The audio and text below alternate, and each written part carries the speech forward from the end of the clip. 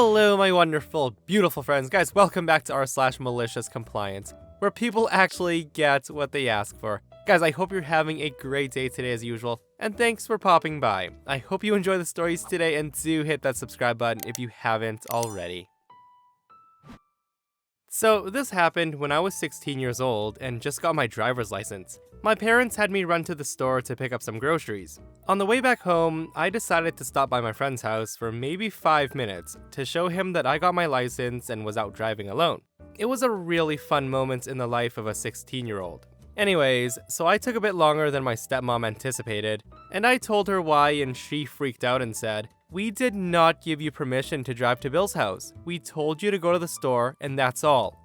So I tell her and my dad that they let me drive to Matt's house the day before, so I didn't think it was a big deal. They then went unreasonable and laid down the unbendable rule that set up the malicious compliance. They said, "You are not allowed to drive anywhere that we do not give explicit permission to drive to. Period. End of sentence. Just because you were allowed to do it previously does not ever give you permission another time. Ever." So fast forward 3 days later.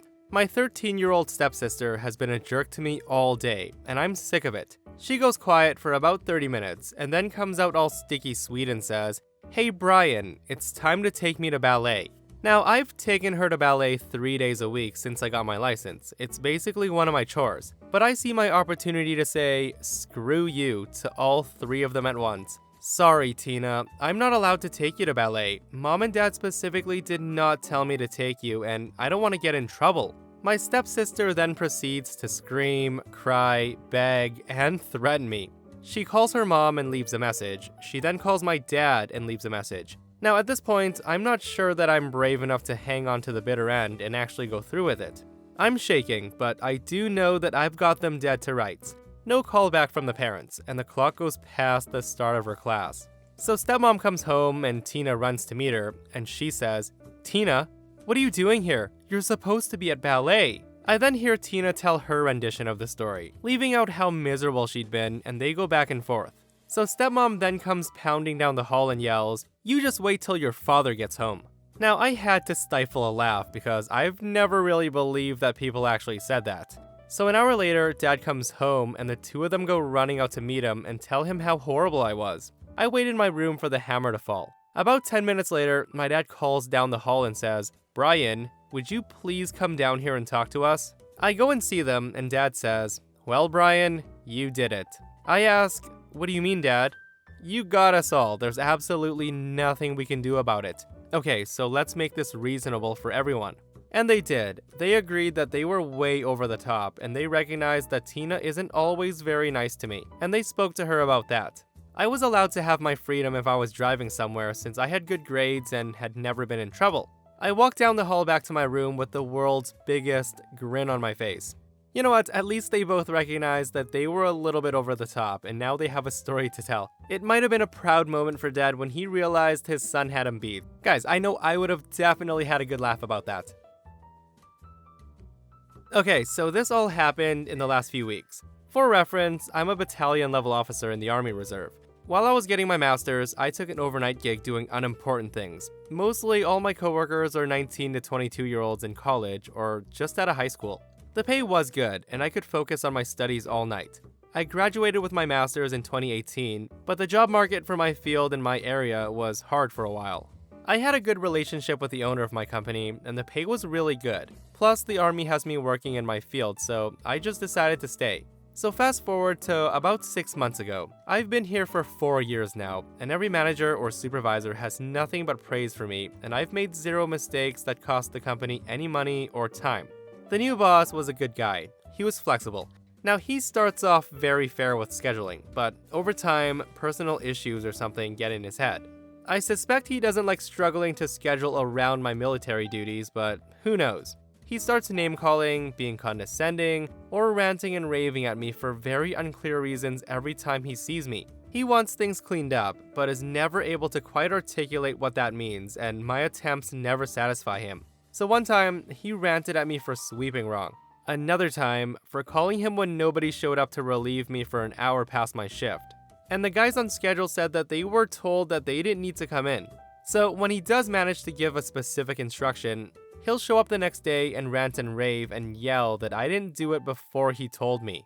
Well, now my comfortable, well-paying job is no longer peaceful, and I have better things to do than listen to a man-child be angry at the world every day.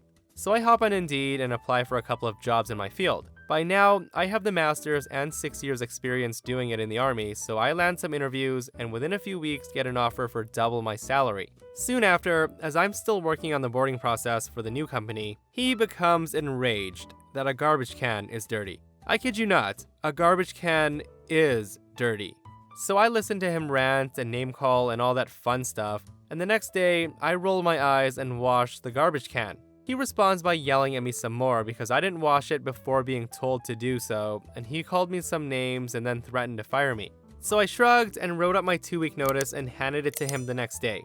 It turns out that that threat was a bluff, and he's now very short-staffed, and he blew up again. The next day though, I noticed something peculiar on our work app. My time off request that was filed months ago for upcoming military orders had been denied. Now, I laughed it off because obviously that's a misclick on his part, but nope. I come in for work again, and he very smugly informs me that I will be working the whole next week. I tell him, I have military obligations, and he says, I don't care. I denied your time off request. I tell him I have orders from the military, I can't be here. And he responds, nope, I denied it. I told him, you can't do that, and he says, yes, I can. This is what you get for not respecting me. I'm denying your time off request, so you figure it out. So I then say, can I have it in writing that you're denying me unpaid time off for military duty? Now, ladies and gentlemen, if asked for something in writing, a smart man would stop and reconsider. A smart man actually would have realized well before talking to me that trying to tell an army battalion that they can't have one of their captains because a 35-year-old civilian middle manager is being petty is a really dumb idea, and is in fact illegal. But my boss is not a smart man. Maybe he once was, but now he's an angry, vengeful, petty man that at this point believes that he's won a mighty victory over his enemy. So he puts it in writing, and then walks off with a confident swagger, shouting over his shoulder, figure it out. Well, if you insist. So after my shift, I wait for our main office to open, and I call the company's owner for the first time since the new boss started. It was a friendly chat, and then I tell him that I'm calling just to warn him that his manager is trying to pick a fight with the Department of Defense, and that I wanted to call and let him know to get it resolved unofficially. The owner thanked me for calling him and assured that I would of course have those days off, and then asked me what my perceptions were of the new boss. I gave him my opinion that he was once great, but he's turned into the most toxic, abusive person that I've ever worked for. We wished each other well, and then hung up. Now, I don't know what happened next, but I suspect the owner politely and calmly informed him that small businesses don't like their managers picking fights with the federal government. Because when my new schedule came out, I had my drill days off, and my boss avoided me after that. He wouldn't even look at me. I'm taking a vacation after drill, and then starting my new job as an expert in my field on Memorial Day, working autonomously with clients, and he'll remain there, angry, frustrated, and stressed. I figured it out, boss man. My friends, what a sweet and satisfying malicious compliance. Guys, I absolutely hate managers like that. Yelling orders at someone and power tripping is the worst way to motivate your employees. I would have absolutely loved to have been a fly on that wall when the owner had a talk with the manager about it being illegal to not allow OP to fulfill his military obligations. So this is a not so fun story, but I've always wanted to share this one. I'm not gonna drag this out too long, but to get right to the point, my father is a very religious man, to the point where we couldn't do a lot of things that would be considered normal. Christmas, dating, etc. Now, I don't hate my dad by any means. He taught me a lot. However, he was very abusive. He seemed to think the only way to discipline a child was to knock some sense into them. He would constantly get angry at minor things and punch my brother in the soft part of his stomach. I suppose we'd both just normalized it. And as I got older, I learned not to take the punches and to actually block. The first time I did it, I shocked my dad. It was so satisfying to not cry when my dad hit me and just look at him with this blank expression. Now, doing this definitely made him more angry, as he would try to make me cry.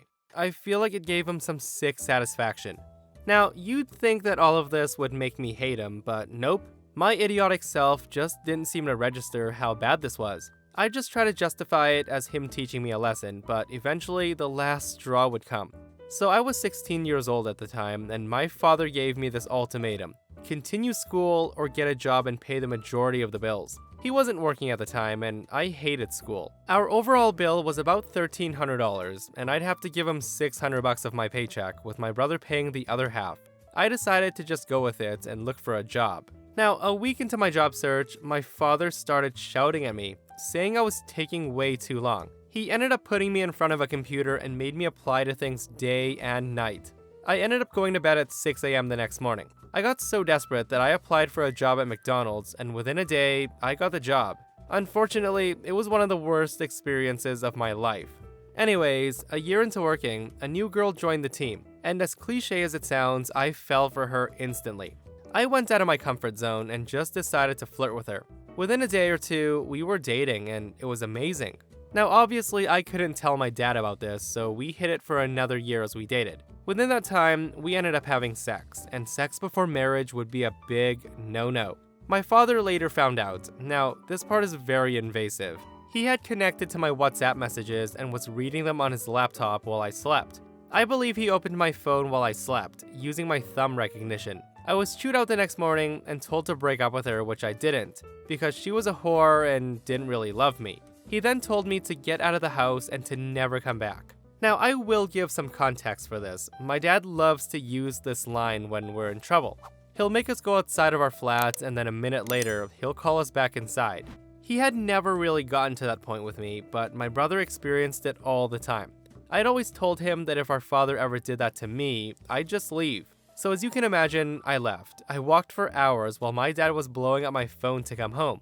Now, if you thought that this was because he cared and wanted me to be safe, you'd be wrong. He would later send texts telling me to not tell anybody what was happening. It was none of their business and that I'm not ruining his reputation.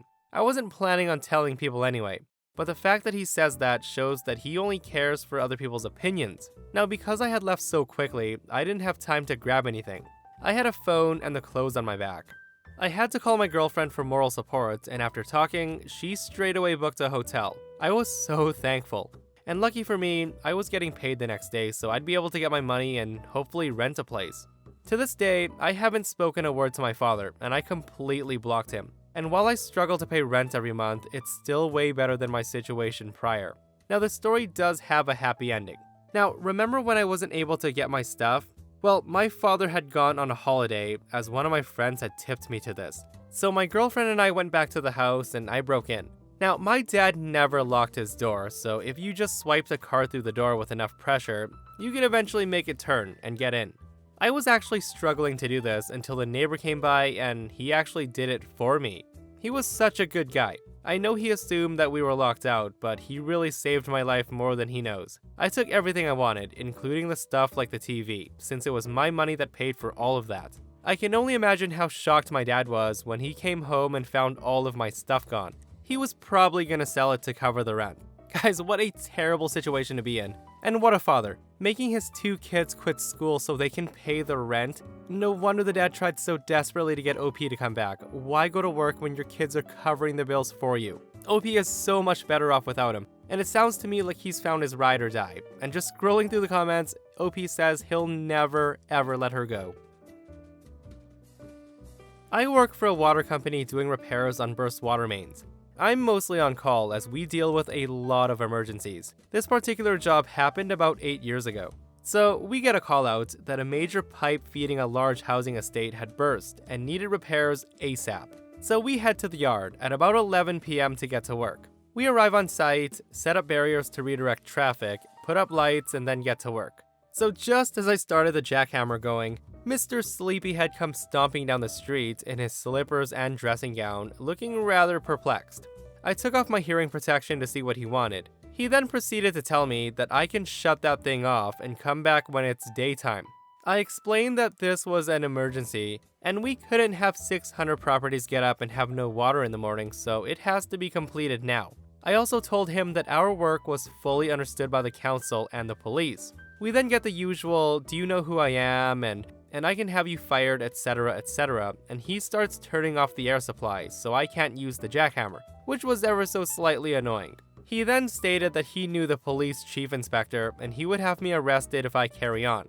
I then told him I have to carry on, as it's emergency work, and if he carried on obstructing us, I would have to call the police to get the job finished. So needless to say, he did it again, and he told me to call who I'd like, and he'd have me arrested and fired by morning. So by now, I was tired and cold and wet, and started to get slightly irritated by his actions. So cue the malicious compliance. I go back to the van and call the police to explain that we're doing some emergency work and we're being prevented from completing it by one of the local residents. I also explain that he's doing this to stop us from fixing this emergency. So the guy stomps off in his soggy slippers and I poured myself a coffee. About 40 minutes later, headlights appear in the distance, so I thought, great, just what we need so we can get finished by 6 a.m.